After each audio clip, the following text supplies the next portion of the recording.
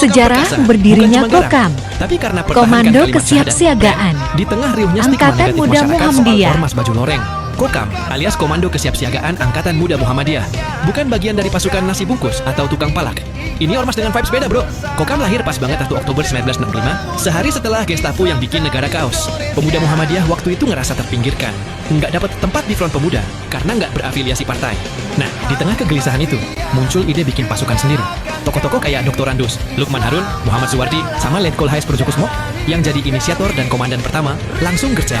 Ketua PP Muhammadiyah, Kiai Ahmad Badawi, langsung ngasih komando sakral, mensirnakan gerakan 30 September PKI adalah ibadah.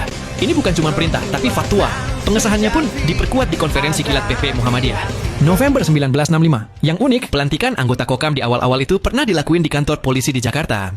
Ini nunjukin banget kalau Kokam punya hubungan erat sama kepolisian dan juga ngadopsi hormat ala militer. Ini yang bikin Kokam spesial. Hubungannya sama RPKAD, Cikal Bakal Kopassus.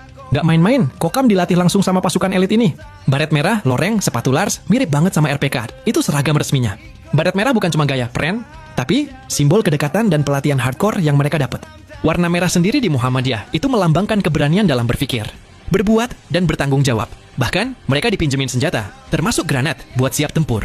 Makanya, Kokam disebut adik kandung RPKAD atau anak emas Sarwo Edhi. Di tengah situasi politik yang kacau balau pasca Gestapo, Kokam diresmikan sebagai bagian dari pertahanan sipil yang sah. Mereka nggak cuma punya semangat, tapi juga dukungan resmi buat jaga keamanan. Vibes-nya kayak film action indie, bro. Lebih dari itu, Kokam diasosiasikan sebagai pasukan penjaga Muhammadiyah dan jadi simbol prinsip amar ma'ruf nahi mungkar, mengajak pada kebaikan dan cegah kemungkaran. Adanya Kokam sebagai satuan semi militer punya peran penting buat mupuk jiwa korsa atau semangat korp di lingkungan Muhammadiyah yang sebelumnya mungkin kurang dominan. Semangat korsa ini dianggap sebagai modal utama dalam menjalin persatuan di antara anggotanya. Masuk era Orde Baru, ceritanya beda. Pemerintah mulai curiga sama kelompok paramiliter, apalagi yang pakai atribut militer kayak doreng. Mungkin takut ada pemberontakan atau gangguan keamanan. Jadi atribut loreng dilarang dan Kokam kudu adaptasi.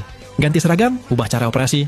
Pokoknya harus low profile biar nggak dianggap ancaman. Fase ini bikin Kokam agak redup, nggak segarang sebelumnya.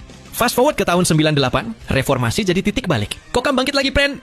Mereka ikut kawal proses reformasi, bantu suksesi kepemimpinan nasional, sampai terjun ke isu sosial, bencana alam. Kokam di garis depan.